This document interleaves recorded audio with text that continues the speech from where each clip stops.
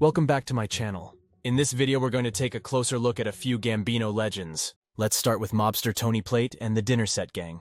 The gang acquired notoriety in the late 1960s and early 1970s for a string of burglaries that targeted affluent Americans' homes while they were eating supper. The name the Dinner Set Gang was given to them by media in New York City and Florida. The gang's primary members were brothers-in-law Peter Salerno and Domenico Cefalu. Carmine Stanzioni, the husband of Salerno's sister, was their driver. In 1964, Salerno robbed his first house, and during the next few years, he thought he had stolen anywhere between $5 million and $10 million. As he gained notoriety in the criminal underworld and established himself as one of the most promising newcomers, he attracted the attention of the Gambino family and presented opportunities for promotion. Salerno and Cefalu examined the habits of their potential victims until they identified a pattern that might be exploited.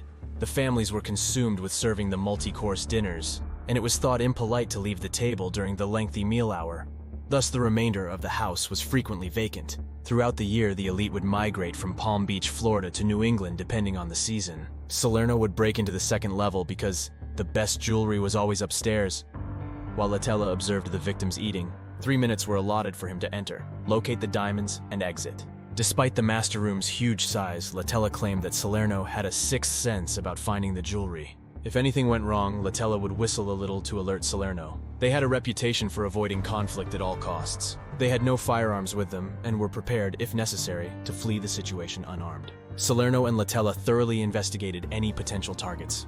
They located locations using Who's Who in America and recognized people from the Forbes list of the richest Americans. The pair used photo covers from Architectural Digest and Town & Country to take a distance look at the properties. The DuPonts, Flaglers, Wallaces, Pillsbury family, and even entertainer Liberace were among the notable victims. During their peak, the gang managed to extract an average of $250,000 per heist. The FBI attributed numerous thefts, estimated to be worth anywhere between $75 million to $150 million in jewelry, to their activities. Accurate tallies of the gang's thefts remain uncertain due to the presence of numerous copycat crimes that might have been wrongly associated with them.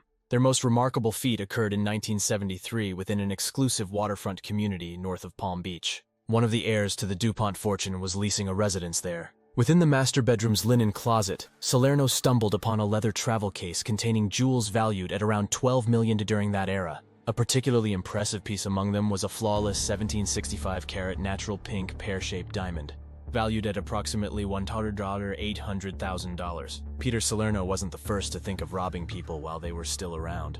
He picked up this technique from Frank Bova, a talented thief who developed it while in charge of a ranger squad that recovered documents from the Nazis during World War II.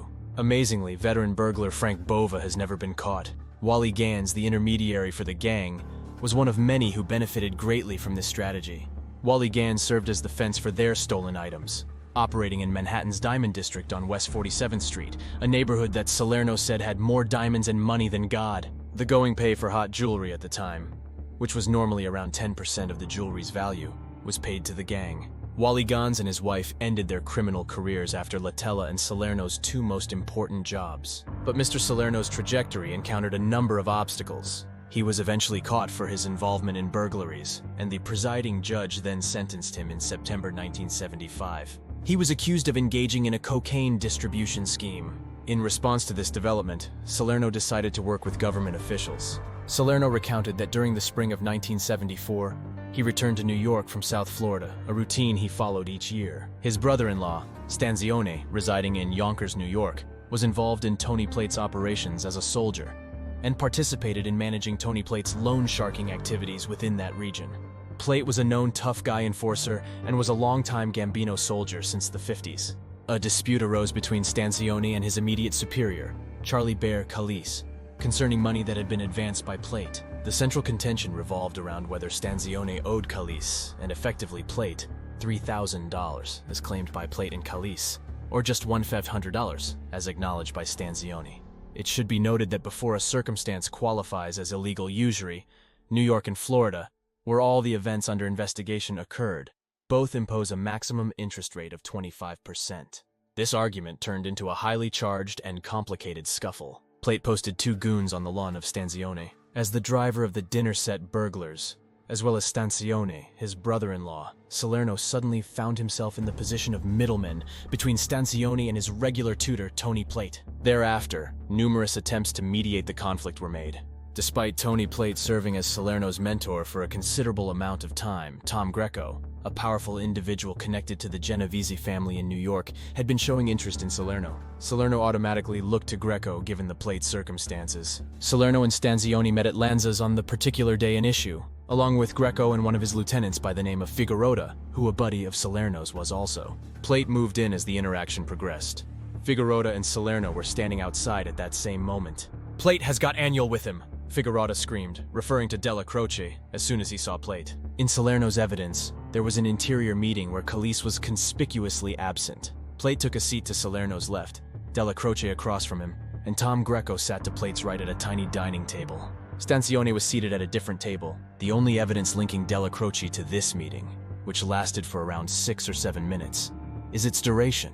Salerno recounted the meeting as follows.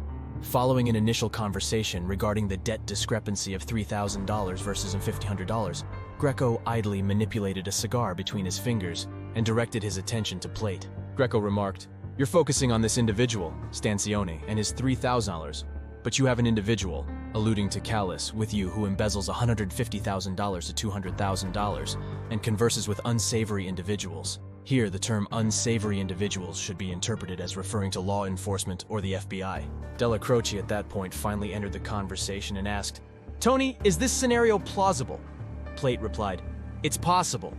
"In that case, get rid of him," continued Della Croce. Plate responded positively, saying, I'll get rid of him." A few weeks later, on July 7th, 1974, Charlie Calise was found dead, lying head-first in the back seat of an automobile, with 4 gunshot wounds, 2 to the eyes, 2 to the ears, and 1 to the lips. In criminal circles, this configuration of bullets is symbolic and represents a person who has had too much to see, hear, and say. Adding to the humiliation, Calise's shirt had been pulled up to his armpits, while his trousers were lowered to his knees, serving as a final indignity. Neil Della Croce was detained in 1979 together with Anthony Plate for the slaying of Charles Calise. The FBI thought that because Calise was an informant, Della Croce had given Plate the order to kill him. Charlie Wagons proposed a notion that eliminating Plate could potentially aid Neil in evading legal consequences or leading to a hung jury for his case. Neil issued instructions for John Gotti, Angelo Ruggiero, and Willie Boy Johnson to travel to Florida and address the situation. Then, in August 1979, Tony Plate mysteriously vanished. Della Croce case ended in a hung jury. Due to difficult conditions, Salerno and Latella came out of retirement in the 1990s. The couple didn't have the money to pay for Gloria Salerno's medical expenses after her diagnosis of aggressive breast cancer. They committed over 40 break-ins over the course of several months. Salerno's motivation had reached an almost obsessive level at this point. Gloria Salerno's illness fortunately subsided. Salerno and Latella were eventually captured by the government during this time, nevertheless. Detectives Bill Adams and Jim Hirsch, who were later assigned to the Dinner Set Gang case, spent 20 years looking into it. They ultimately contributed to the duo's identification and location after their illegal operations restarted. Latella remembered seeing the woman inside the house looking skyward, indicating that she had noticed their presence. As Salerno entered the upper level of the house, Pete responded by leaving the house without taking anything after Latella gave him a whistle signal.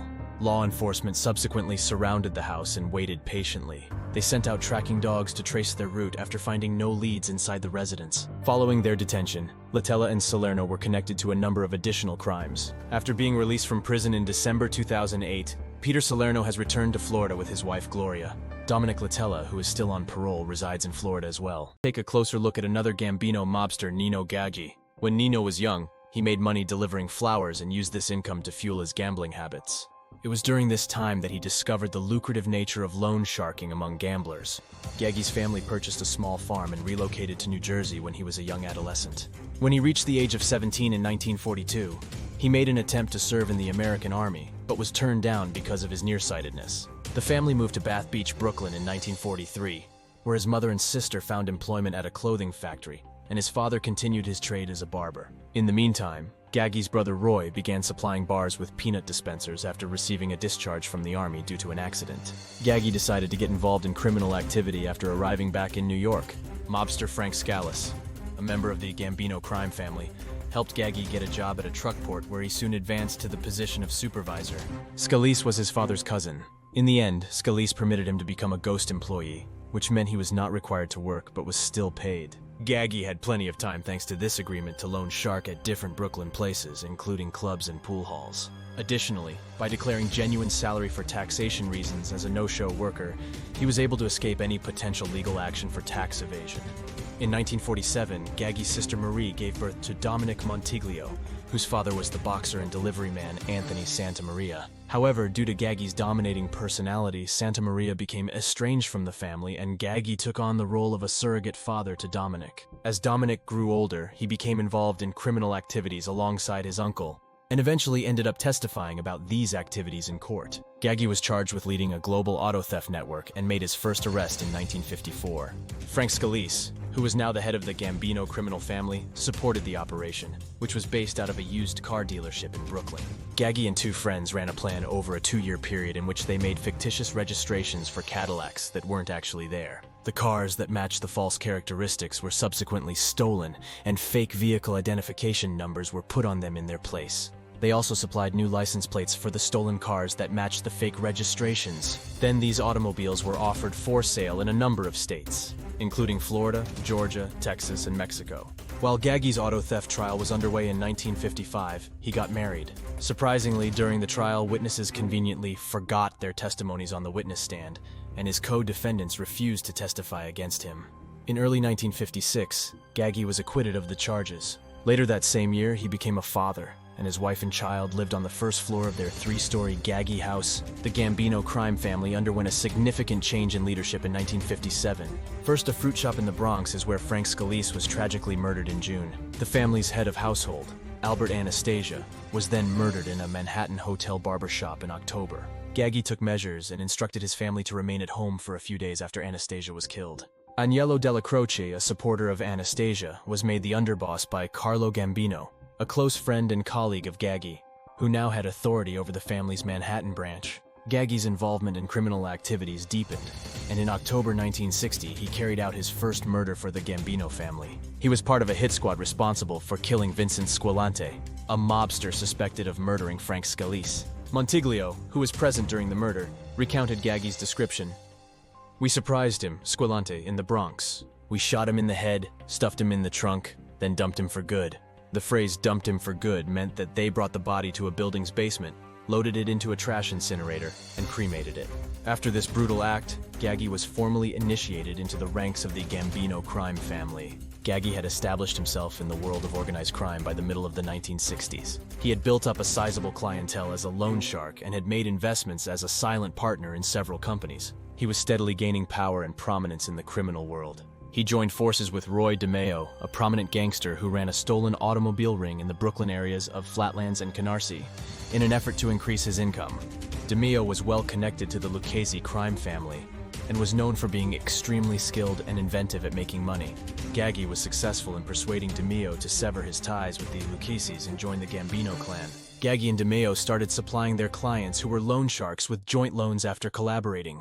Demeo was formerly working for Gaggy in 1970, paying tribute on a regular basis. They succeeded in coercing their way into a collaboration with a business engaged in the unauthorized processing of X-rated movies in 1972. But because of the interest this business initiative received from law enforcement, the corporation was raided in 1973. Gaggy instructed Demeo to get rid of Paul Rothenberg because he was the company's owner, and he was working with the police, which would have negative consequences. The quick discovery of Rothenberg's body, which was lacerated by gunshot wounds, provided further evidence of the bloody and deadly underbelly of the criminal underworld. The murder of Paul Rothenberg marked the beginning of a series of violent killings committed by Roy Demeo's crew. While Gaggy wasn't directly involved in most of these murders, he did play a role in some of them. One such instance was the killing of Vincent Governara, an individual with no mob affiliations. The motive for this murder was a past altercation between Governara and Gaggy, which had taken place 12 years before. In 1976, Demeo executed George Byram, an electrical contractor, who had unwittingly tipped off thieves attempting to burglarize Gaggy's vacation home in Florida, not realizing that Gaggy and his wife were present at the time. Following Gaggy's orders, Demeo shot and killed Byram in a Miami hotel room. Gaggy, along with another mobster named Tony Plate, then attempted to dismember the body. However, their gruesome task was interrupted by a construction crew outside the room, who were there to repair a faulty air conditioning unit, forcing them to flee the scene. The motel maid later discovered the bloody remains of George Byram. Carlo Gambino's passing in late 1976 sparked a succession conflict inside the Gambino crime family. Gambino had appointed Paul Castellano, his brother-in-law and head of the family's Brooklyn wing, to succeed him before he passed away. The Manhattan faction, meanwhile, was in support of their own boss and was led by Della Croce. After a meeting at Gaggy's home, it was decided that Castellano would take over as boss while Della Croce would continue to serve as underboss. Gaggy was instead made captain of Castellano's former group, despite his desire to go to underboss. Despite this, he continued to be close to Castellano and sought out higher positions. Gaggy urged that Demeo join the Gambino clan, but at first Castellano was hesitant because of Demeo's violent and unpredictable behavior. But Castellano gave in and welcomed Demeo into the family throughout the course of the 1977 summer. The Westies, an Irish-American gang that controlled Hell's Kitchen, and the Gambino family later formed an alliance thanks to Demeo. With Gaggy receiving a sizable percentage of the proceeds, Demeo continued to grow his illegal enterprise. During this period, Gaggy also expanded his loan sharking business, receiving a substantial loan from Montilio, who was now a Gambino associate responsible for collecting payments from Demeo and Gaggy's customers. Montiglio's deep involvement in various aspects of Gaggy's criminal operations, particularly with the Demeo crew, would later lead to severe consequences for Gaggy in the mid-1980s. In June 1978, Gaggy and 9 other mobsters faced charges of racketeering, conspiracy, and fraud, following a year-long federal investigation into a theater's bankruptcy in New York. The evidence mainly came from wiretapped conversations, but fortunately for Gaggy, he had not said anything incriminating. In December 1978, he was cleared of all charges, managing to avoid prosecutions successfully. By 1979, Demeo's criminal enterprise had grown to encompass loan swindling, murder for hire, and running a car theft network that exported stolen vehicles to the Middle East. Gaggy reaped most of the rewards from these illegal ventures, while Demeo's drug trafficking endeavors also netted him some cash. Large-scale sales of cocaine, marijuana, and different medications were actively promoted by the Demeo crew. Demeo continued his drug trade despite Castellano's public condemnation of drug trafficking. James Ippolito, a captain in the Gambino family, informed Castellano about Gaggy and Demeo's drug trafficking. Ippolito claimed that Demeo had cheated his son, who was a soldato in the Gambino family, in a drug deal. Additionally, Ippolito accused Gaggy of being an informant for the police. Ippolito requested permission to murder Gaggy and Demeo, but Castellano decided to support them instead. He granted Gaggy and Demeo the green light to eliminate both Ippolito and his son. On October 1, 1979, Gaggy and Demeo carried out the killings of the Ippolitos. However, a witness alerted an off-duty police officer, who encountered Gaggy walking away from the crime scene. Demeo had already left. A brief shootout ensued, during which the police officer wounded Gaggy in the neck and apprehended him. Although Gaggy was charged with the murders and attempted murder of the police officer, he was ultimately convicted only of assault and sentenced to 5 to 15 years in federal prison. Demeo gained control of Gaggy's group as acting captain while Gaggy was incarcerated. Gaggy was released from prison in 1981 after his conviction was reversed on appeal. His freedom was due to buying off a juror who had lied during the trial about government wrongdoing. After Gaggy's release from prison, Montiglio became a drug addict and fled from New York to avoid potential repercussions from the Gambino family. The FBI took down Demeo's auto theft ring, leading to the imprisonment of 2 crew members. In 1980, another crew member, Vito Arena, decided to cooperate with the government and became a witness. He started testifying about the crimes committed by Gaggy and the Demeo crew. As the investigation intensified, Castellano became worried that Demeo might cooperate with authorities if he were to be arrested. On January 20, 1983, Demeo's body was discovered nearly frozen in the trunk of his car. Although the identity of Demeo's killer remained unknown, law enforcement believed that Castellano might have ordered Gaggy or the remaining Demeo crew members to carry out the murder. After Demeo was killed, Montiglio went back to New York to pay a previous loaned sharking bill and was subsequently detained. Montiglio made the decision to work with the government and share details about Gaggy and the Demeo team in order to avoid prosecution. Gaggy and Castellano were both indicted as a result of his cooperation. Several members of the Demeo crew were detained in the beginning of 1984. On February 4, 1984, one of the crew members, Richard Denome, was killed. Although the identity of his killers was unknown, police believe the other Demeo crew members were responsible. Richard Denome's brother, Frederick Denome, decided to testify before the government because he thought the Demeo team was to blame for his brother's passing. In February, Gaggy was indicted on multiple charges, including racketeering and murder. The following month, Castellano was also indicted. Due to the numerous charges against both men, the court decided to conduct 2 separate trials. The first trial would address the auto theft ring and 5 related murders. It began in October 1985, featuring testimonies from Arena, Dinome, and Montiglio. However, in December 1985, during the ongoing trial, Castellano was assassinated at the Sparks Steakhouse in Manhattan on orders from Capo John Gotti. With Castellano's death, Gaggi became the primary defendant in the first trial, and Gotti quickly took control of the Gambino family. In March 1986, Gaggi was convicted of conspiracy to sell stolen cars and received a 5-year sentence in Lewisburg Federal Penitentiary. In 1988, he was transferred from Lewisburg to the Metropolitan Correction Center in preparation for his second trial. The second trial would focus on Gaggi's racketeering activities and the 25 murders allegedly committed by the Demeo crew. Nino Gaggi suffered a heart attack on April 17, 1988, while awaiting his second trial. He had told a prison officer about his chest problems, but regrettably nothing was done right away.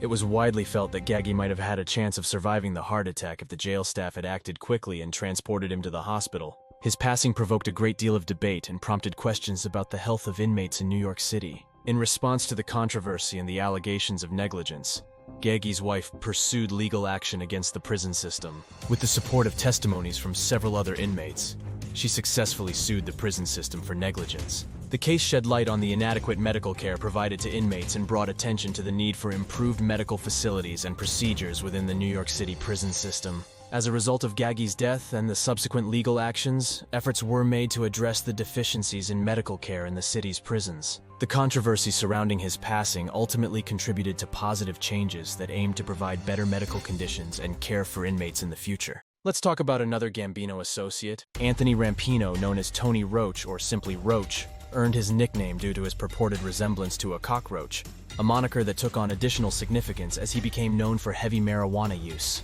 Involved in drug trafficking, Rampino forged close ties with notable figures like John Gotti, Angelo Ruggiero, Nicholas Carrazzo, and Leonard DiMaria. Described as cadaverous with large hands and a rubbery face, he enjoyed contorting his features in front of a mirror to intimidate adversaries. His passions included stickball and a successful career as a thief. During the 1960s, Rampino battled a severe heroin addiction, a well-known struggle among his criminal associates. By 1979, however, he had successfully overcome the habit. According to Sammy Gravano, a former friend, the prevalence of drugs among Gotti's associates was acknowledged, though there were doubts about Gotti's personal involvement. Rampino, along with Wilfred Johnson, served as John Gotti's chief loan collectors. Affiliated with the Gambino crime family, specifically John Gotti's crew based in Ozone Park, Queens, Rampino never attained the status of a fully initiated member. Described as a colorful mob character with a skull-like appearance, he was considered by some as the scariest man you'd ever meet. Despite not being a made member, Rampino played a backup role in the assassination of Gambino crime family boss Paul Castellano and underboss Tommy Bellotti in 1985. His assigned task was to eliminate anyone, including civilians or law enforcement, who followed the hit team. Castellano's murder paved the way for John Gotti's ascent to the position of boss in the Gambino crime family. On June 28, 1987, Anthony Rampino faced legal consequences when he was arrested in Ozone Park, Queens, for selling $30,000 worth of heroin to an undercover police officer. Subsequently, he received a 25-year sentence in federal prison for the criminal sale of a controlled substance in the first degree, a charge carrying a penalty of 15 years to life incarceration. His bail was set at $150,000. Struggling with heart and respiratory issues, Rampino was admitted to St. Luke's Hospital in New Hartford, New York on December 4, 2010. Unfortunately, he passed away 16 days later. Let's check out current mobster Gene Gotti. Gene was one of 13 children born into a large family. However, 2 of them died at birth. Gene was born in the Bronx, New York in 1946. His parents were Philomena Fanny DiCarlo and John Joseph Gotti Sr. Vincent, John, Peter, and Richard Gotti were some of his siblings. The family developed ties to organized crime while growing up in East New York, Brooklyn. According to John Cummings and Ernest Volkman in Goombata, Gotti was known for struggling to understand even the simplest statements, leading people to speak slowly and repeat themselves when dealing with him.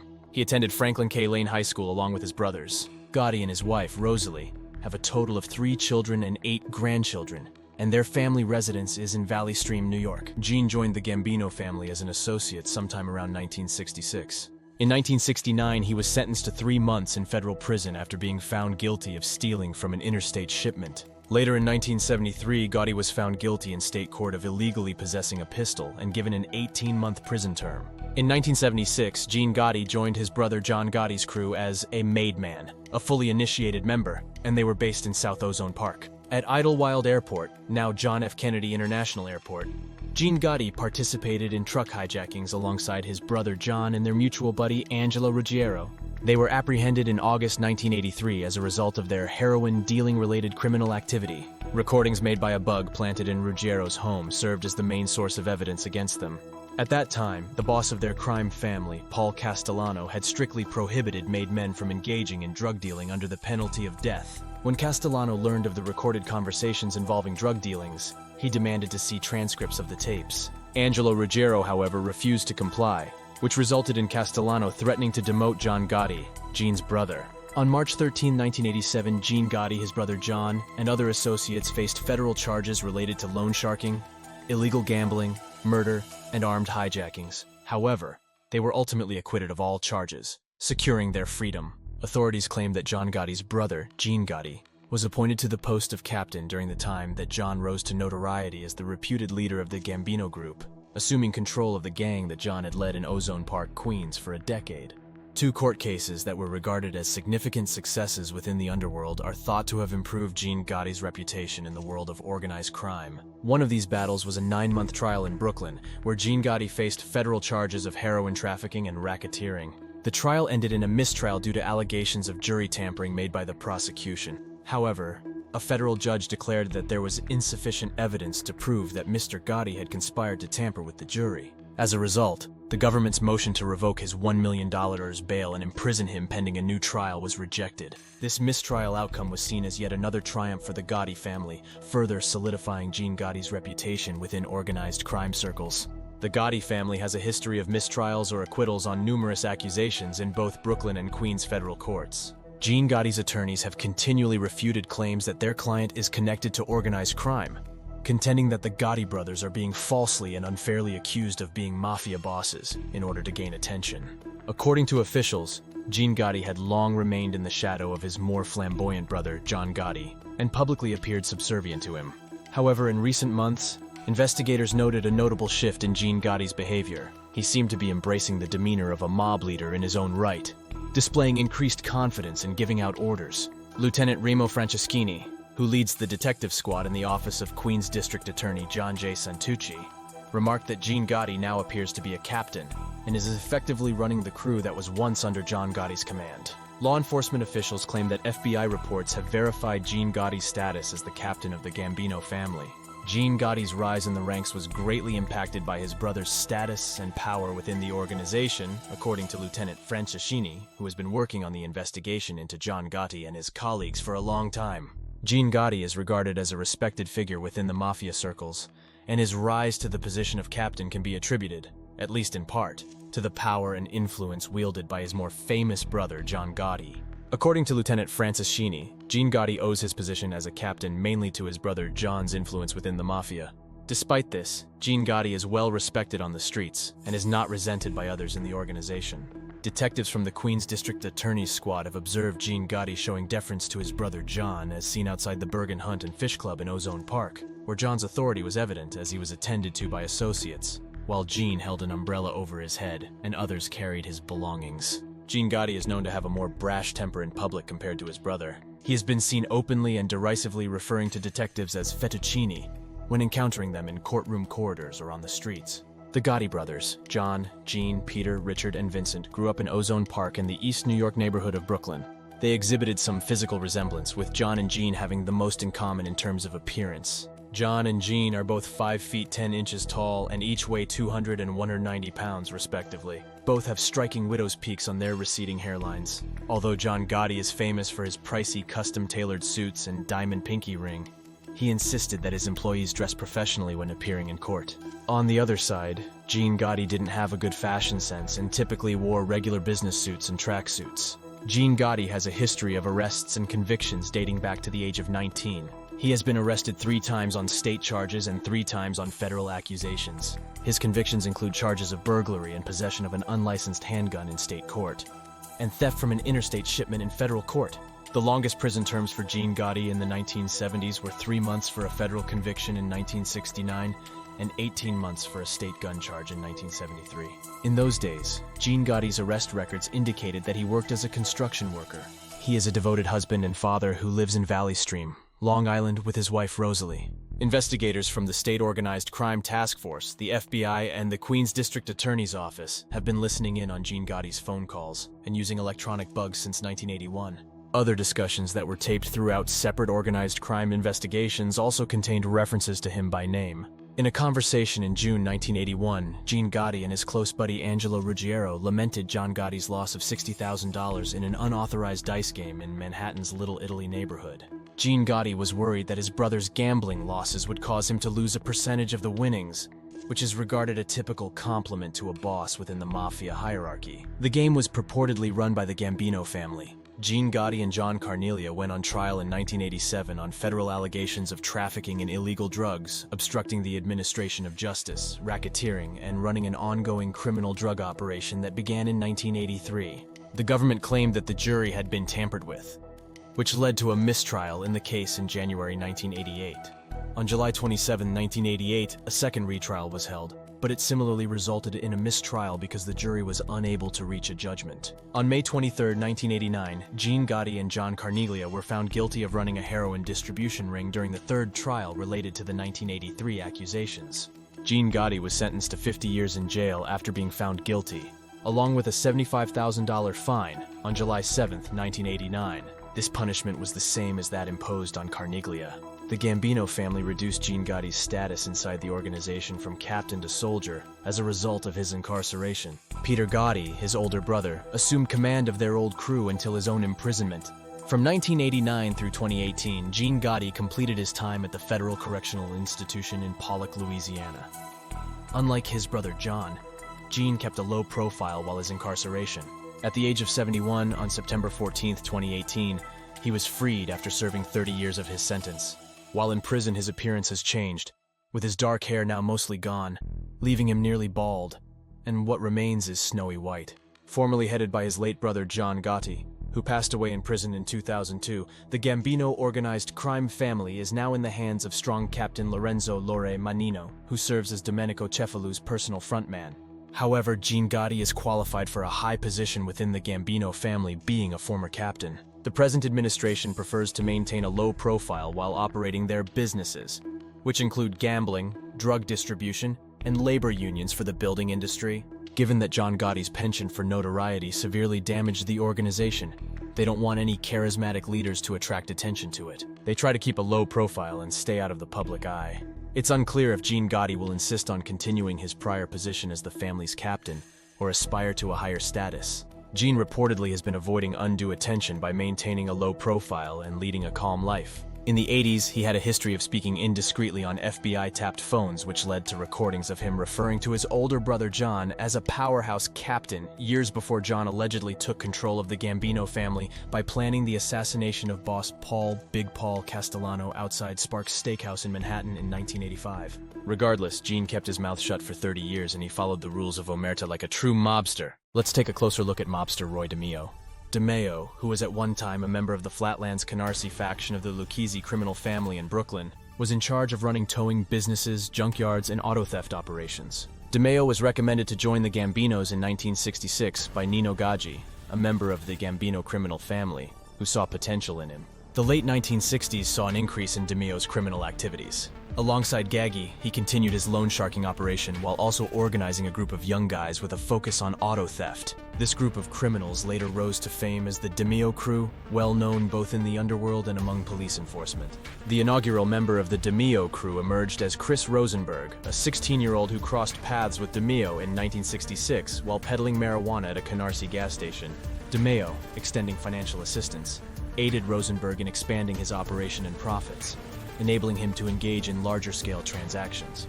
By 1972, Rosenberg had introduced his associates to Demeo, leading them to collaborate under his guidance. Among the added members were Joseph and Patrick Testa, Anthony Center, Richard and Frederick Denome, Henry Borelli, Joseph Dracula Guglielmo, Demeo's cousin, and subsequently Vito Arena and Carlo Perfetta. Simultaneously, Demeo affiliated with a Brooklyn credit union, securing a board of directors role shortly thereafter.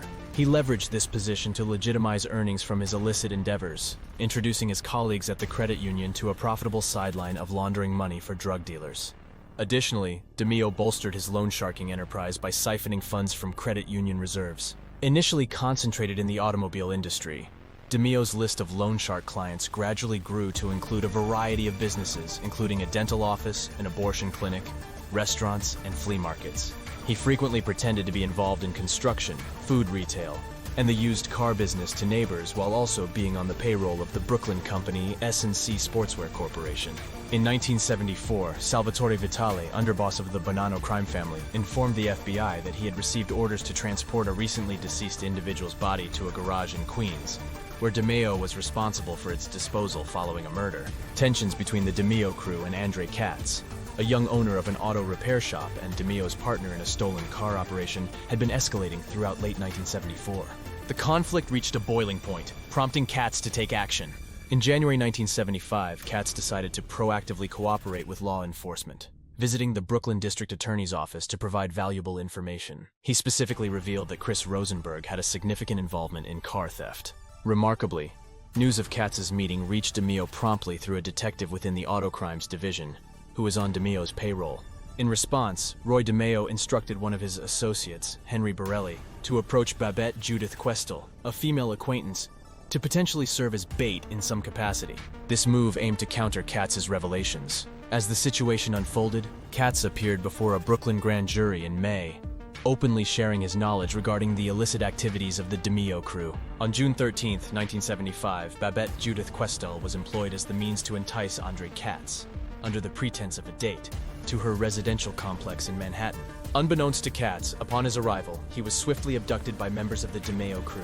Subsequently, he was transported to a supermarket's meat department located in Rockaway Beach, Queens. There, a sequence of gruesome events unfolded. Katz was repeatedly stabbed in the heart and back with a butcher knife. Following this, his head was severed, and the remains underwent further desecration as they were subjected to a machine designed for compacting cardboard boxes. The dismembered body parts were then encased in plastic bags and disposed of within the supermarket's dumpster. Several days later, a pedestrian who was walking his dog stumbled upon one of Katz's legs near the store, leading to the discovery of the grisly crime scene. Law enforcement provided limited information to the media, acknowledging the occurrence of a particularly brutal killing. The victim's identity was established 2 days later through the utilization of dental records, confirming the victim as Andre Katz. Demeo skillfully raised his companions over the 1970s, developing them into a seasoned team capable of the gruesome task of killing and dismembering targets. Demeo and his gang devised a regular protocol for carrying out murders, with the exception of situations where homicides were deliberately carried out to send a message to possible impediments, or when there were no other options available. This strategy was designed to eliminate victims quickly before securing their disappearance. The Gemini Lounge, the Demeo crew's regular hangout and the primary location where the majority of their victims met their fate, gave rise to the term Gemini method, which was used to describe this method of execution.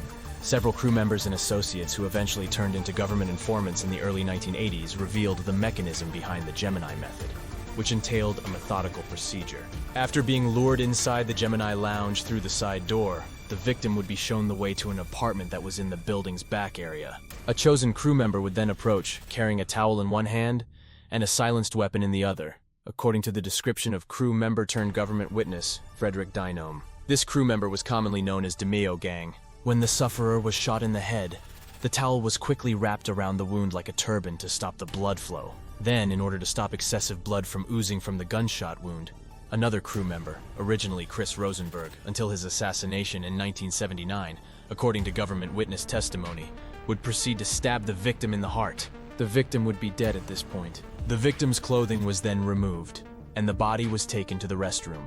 Any residual blood would either flow out or coagulate within the body in this little area, minimizing the mess that would result. Plastic sheets were spread out in the main room for the next step of the procedure. The crew members would place the body on these sheets and then carry out the dismemberment. The Gemini method's dismal requirements were ultimately met by dismembering the body, including the arms, legs, and head.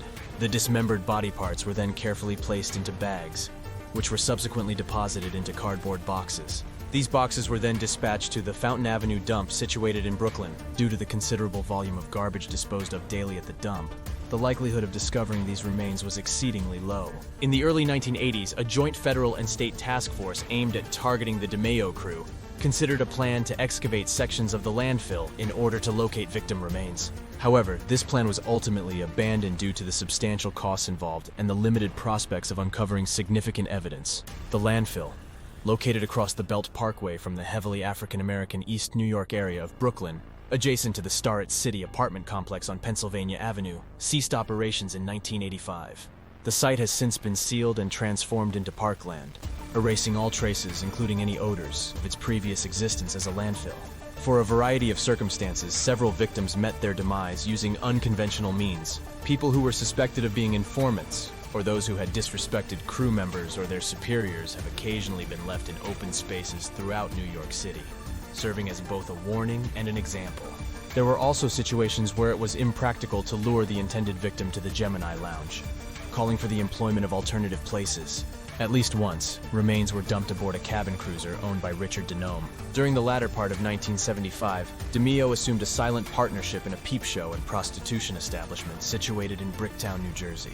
This arrangement emerged after the original owner of the enterprise faced difficulties in repaying loan sharking debts. Concurrently, Demeo ventured into the illicit trade of bestiality and child pornography, marketing these prohibited materials to his New Jersey establishment and establishing connections in Rhode Island for distribution. Upon discovering Demeo's involvement in these taboo films, Anthony Gaggi intervened, compelling Demeo to cease these activities under the implicit threat of lethal consequences. However, Demeo boldly defied Gaggi's orders and persisted in this enterprise. Despite Gaggi's initial reaction, he refrained from taking retaliatory measures. According to Dominic Montiglio, Gaggi's nephew, the subject was never broached again, as long as Demeo continued to fulfill his financial obligations to Gaggi. Furthermore, despite the Gambino family's rigorous prohibition against such activities, Demeo was involved in the drug trade. He oversaw an important operation involving the importation of marijuana from Colombia. This illegal cargo was unloaded from an offshore vessel and then sold in a number of Canarsie auto shops. Demeo also dabbled in selling cocaine, operating these business dealings from the Gemini Lounge's bounds. Approaching the conclusion of 1975, Demeo found himself under scrutiny by the Internal Revenue Service, IRS, due to ongoing investigations into his financial earnings. In the preceding months, the borough of Brooklyn Credit Union had experienced financial ruin due to the financial misconduct perpetrated by Demeo and his associates. Consequently, Demeo decided to sever his ties with the credit union. As he anticipated potential legal action, Demeo proactively employed false affidavits obtained from businesses owned by friends and acquaintances. These affidavits falsely claimed that Demeo was employed by these businesses, serving as a means to account for portions of his income. This stratagem enabled him to negotiate a settlement with the IRS, thereby averting a potential indictment. In parallel, Demeo's sources of income, as well as the activities of his crew, continued to expand. By July 1976, Demeo incorporated Team Auto Wholesalers, an automobile company, into his portfolio of loan shark clients. Matthew Rega, the proprietor of Team Auto, engaged in the purchase of stolen vehicles from Demeo's crew, reselling them at a car lot in New Jersey that he owned. Rega also became involved in the hijacking of delivery trucks from John F. Kennedy International Airport. Among Demeo's associates was Edward Danny Grillo, a recently released ex-convict specialized in hijacking who had joined the crew's ranks. Carlo Gambino's death from natural causes in the autumn of 1976 brought about a huge change inside the Gambino crime family. Agnello Della Croce kept his position as underboss, but Paul Castellano became the boss as a result of this occurrence. Demeo was affected by the consequences of this change in two different ways. His mentor, Anthony Gaggi, was given the rank of captain and assumed command of the group of men that Castellano had previously been in charge of. Gaggi's closer connection to the family hierarchy as a result of this rise was fortunate for Demeo. Additionally, with Gambino's passing, new people were now able to join the family, which was a positive development for Demeo. Castellano, however, chose to elevate current members and restructure the leadership among several crews rather than immediately opening the doors for new members to join. Additionally, there were rumors that Castellano had misgivings about Demeo possibly becoming a family member. Castellano had a tendency to see lower-level members like Demeo with some dismissiveness and was more inclined to engage in white-collar criminal activity. Demeo, in Castellano's opinion, was also challenging to manage. Castellano consistently disapproved of Gaggi's repeated attempts to argue in favor of Demeo's admittance. Demeo started looking for chances that might result in larger profits for his superiors in 1977 as a result of his growing frustration with the situation. Let's take a look at Gambino boss Domenico Cefalu, also known as Italian Dom. Dominic, originally from Palermo, Sicily, was born in 1947. After relocating to the United States, he became associated with organized crime and embarked on a journey of heroin smuggling for the notorious Gambino crime family.